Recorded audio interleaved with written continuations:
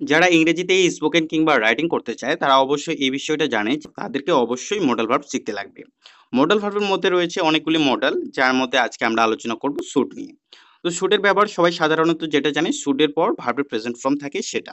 কিন্তু শুডের যে আরো ব্যবহার রয়েছে, যেমন শুড বি এর পর নাউন অ্যাডজেক্টিভ বা ভার্বের পাস্ট পার্টিসিপেল রূপ, এছাড়াও শুড বি প্লাস ভার্বের সাথে আইএনজি, এছাড়াও রয়েছে should have to, should have been.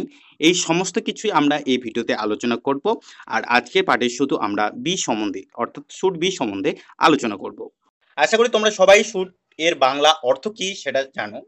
তবুও বলে রাখি, শুড এর বাংলা অর্থ হলো উচিত। এবং উচিত বলতে কি বোঝায় আশা করি তোমরা সেটা জানো। সঠিক সময়ে সঠিক জিনিস থাকা বা সঠিক জিনিসটা করা, সেটাই কিন্তু বোঝায় উচিত অর্থে।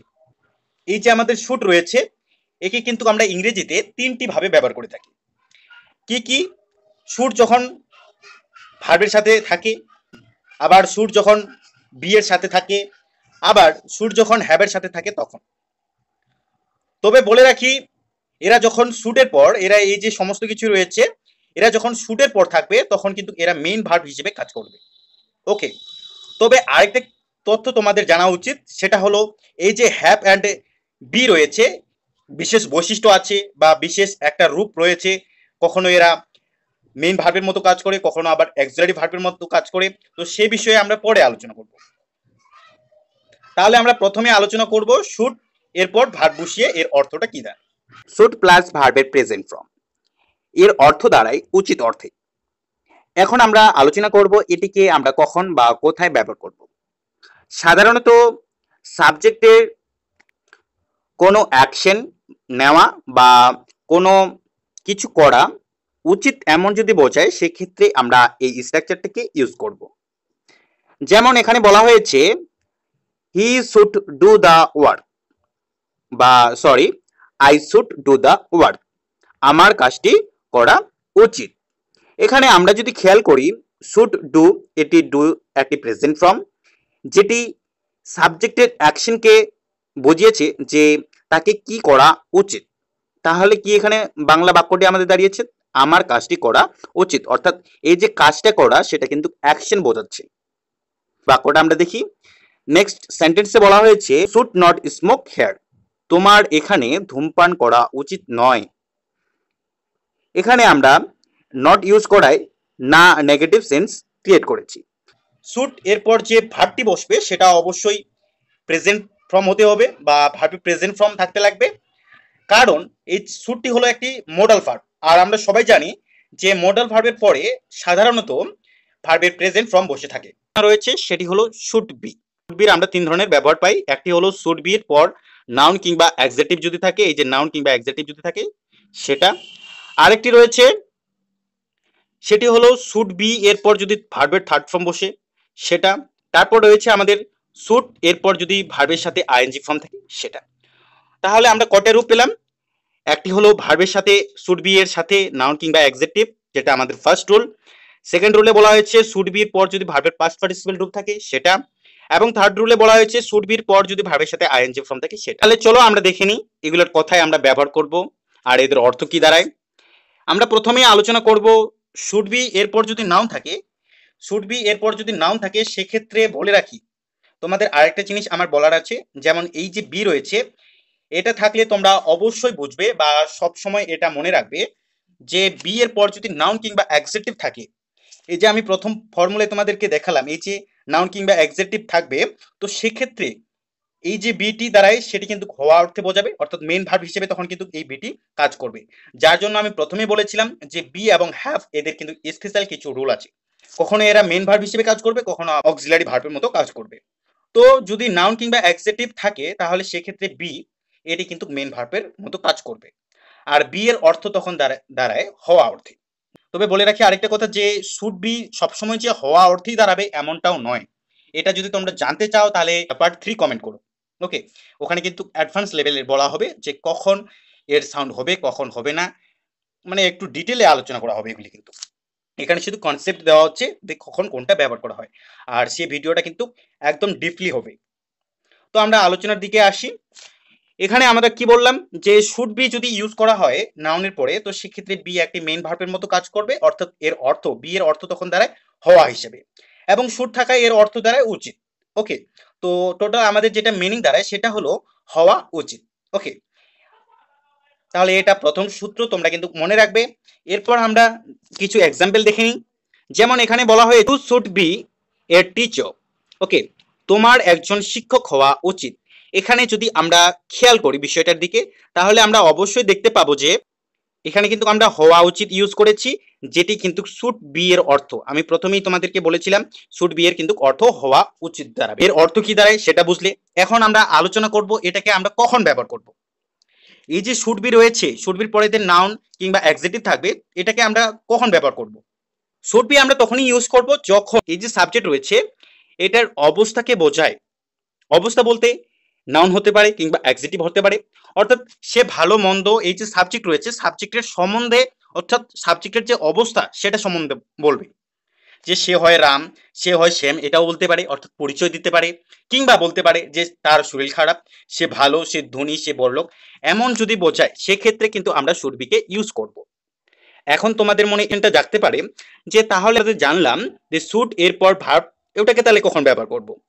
তাহলে আমরা যদি একটু দেখি বিষয়টার দিকে, তাহলে কিন্তু আমাদের বিষয়টা আরো ক্লিয়ার হয়ে যাবে। কারণ এখানে বলা হয়েছে শুড ডু, এটা কিন্তু আমরা কিন্তু এখানে শুড এরপর কিন্তু ভার্বের প্রেজেন্ট ফর্ম ইউজ করেছি, যেটা কি দাঁড়ায় অ্যাকশন দাঁড়ায়। এটা কিন্তু কোনো কিছু অবস্থা বোঝাচ্ছে না, সাবজেক্টের কিন্তু অবস্থা বোঝাচ্ছে না, বরং বোঝাচ্ছে যে সাবজেক্ট কি অ্যাকশন করা উচিত, সাবজেক্টের কি অ্যাকশন করা উচিত সেটা কিন্তু বোঝাচ্ছে। কিন্তু যখনই আমরা শুড বি ইউজ করব, শুড বির পরে নাউন কিংবা অ্যাডজেক্টিভ ইউজ করব, সেটা সাবজেক্টের এই যে আমাদের সাবজেক্টে থাকবে তার অবস্থা সম্পর্কে বর্ণনা করবে।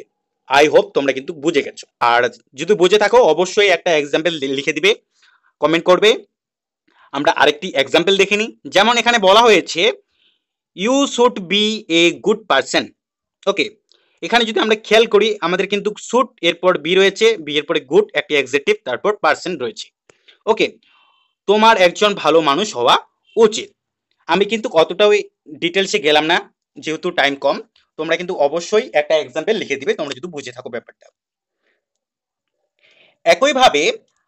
একইভাবে কিন্তু শুড, এই যে শুডটি রয়েছে, শুডের পর যদি শুড বি যে রয়েছে এরপর যদি অ্যাডজেক্টিভ ফর্ম ইউজ করা হয়, সেক্ষেত্রেও কিন্তু এই যে বি রয়েছে অ্যাডজেক্টিভ রয়েছে সেটা কিন্তু অবস্থাকে বোঝায়, অর্থাৎ এটারও সেম অর্থ, আর এটার ব্যবহারও সেম, যেটা তোমরা পূর্বে আলোচনা করলে। আমি তো প্রথমেই বলে দিয়েছি যে নাউন কিংবা অ্যাডজেক্টিভ যদি থাকে তবে একই অর্থ এবং একই ব্যবহার বোঝায়। ওকে, তোমরা ডাইরেক্টলি তাহলে এখন কিছু এক্সাম্পল দেখে নাও।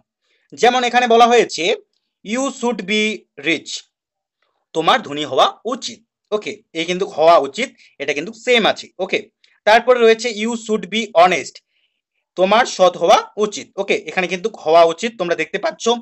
এবং আরেকটা বিষয়ের দিকে তোমাদের লক্ষ্য রাখতে বলবো, সেটা হলো অনেস্ট, এটা কিন্তু একটি অ্যাডজেক্টিভ ওয়ার্ড, ঠিক একইভাবে রিচ যেটা রয়েছে সেটা কিন্তু অ্যাডজেক্টিভ ওয়ার্ড, আর এই ক্ষেত্রে কিন্তু হওয়া উচিত এটা বোঝাচ্ছে। আর ধনী বা সৎ এটা কিন্তু অবস্থা, সাবজেক্টের অবস্থা বোঝাচ্ছে।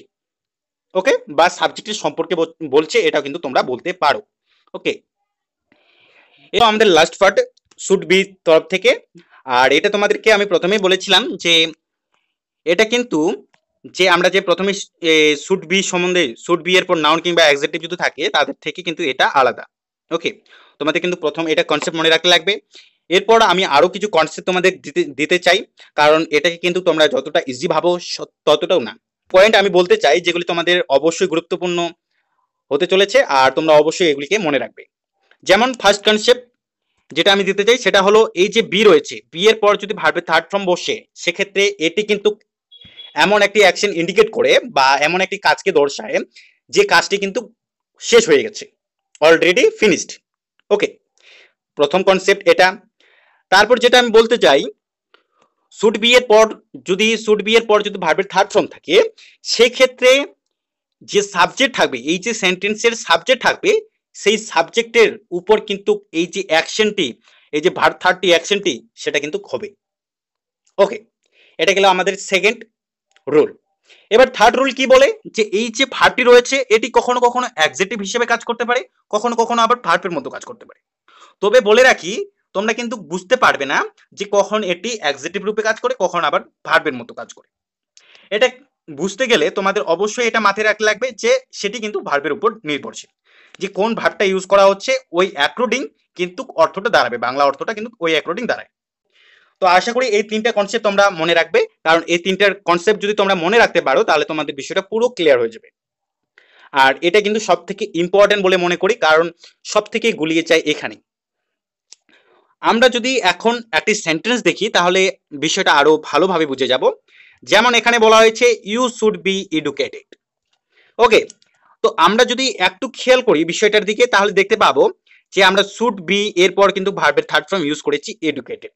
ওকে, তাহলে এর বাংলা অর্থটা কি দাঁড়াচ্ছে? বাংলা যেটা অর্থ সেটা দাঁড়ায় তোমার শিক্ষিত হওয়া উচিত।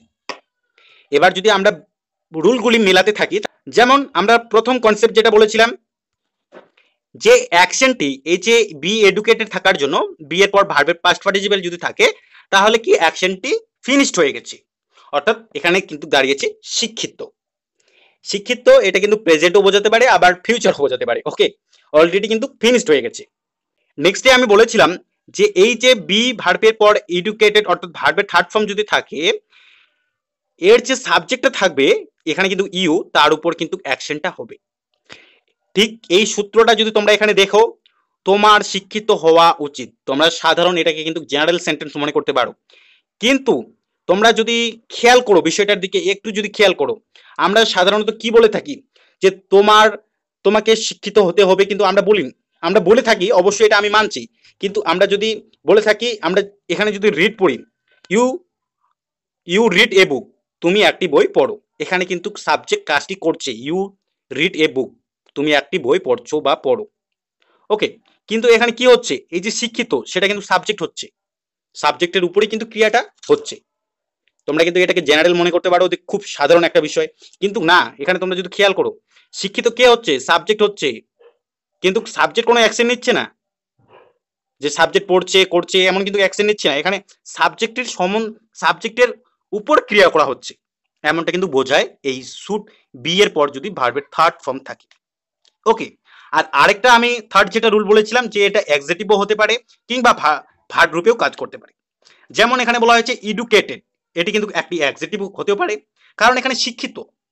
আর আমরা জানি যে শিক্ষিত বলতে কি বোঝায়, ভার্বের যেটি ফার্স্ট পার্টিসিপল রূপ সেটা কিন্তু অবশ্যই তোমরা জানো যে সেটি একটি অ্যাডজেক্টিভের মতো কাজ করে। আর অ্যাডজেক্টিভ কি বোঝায়, সাবজেক্টের সম্বন্ধে। তো তোমার শিক্ষিত হওয়া উচিত, এটা কিন্তু আমি পুরোটা বাক্যটা দিচ্ছি না, এই যে শিক্ষিত রয়েছে সাবজেক্টের সম্বন্ধে কিন্তু বলছি যে সে শিক্ষিত। ওকে, এটা কিন্তু অ্যাডজেক্টিভ রূপেও কাজ করতে পারে, তবে অবশ্যই তোমরা মনে রাখবে যে ভার্বের উপর কিন্তু সেটা অবশ্যই নির্ভরশীল।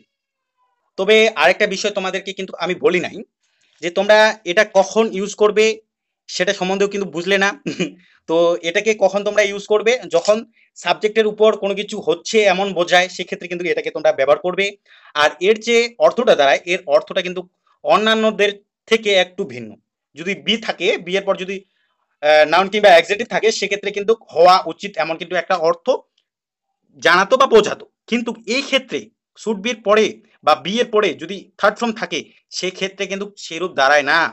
তাহলে তোমরা বুঝতে পারলে যে কখন এটাকে ইউজ করবে, যখন সাবজেক্টের উপর কোনো কিছু ক্রিয়া করা হচ্ছে বা অ্যাকশন হচ্ছে বা সাবজেক্টের সম্বন্ধে বলছে, তখন কিন্তু তোমরা এই ফর্মটি ইউজ করবে। আর এর অর্থটা কি দাঁড়ায়, এর অর্থ কিন্তু উচিত কিংবা হওয়া উচিত দুটোই দাঁড়াতে পারে। এখন আমরা আরেকটি সেন্টেন্স দেখিনি, যেখানে বলা হয়েছে ইউ শুড বি স্টপড, তোমার থামা উচিত।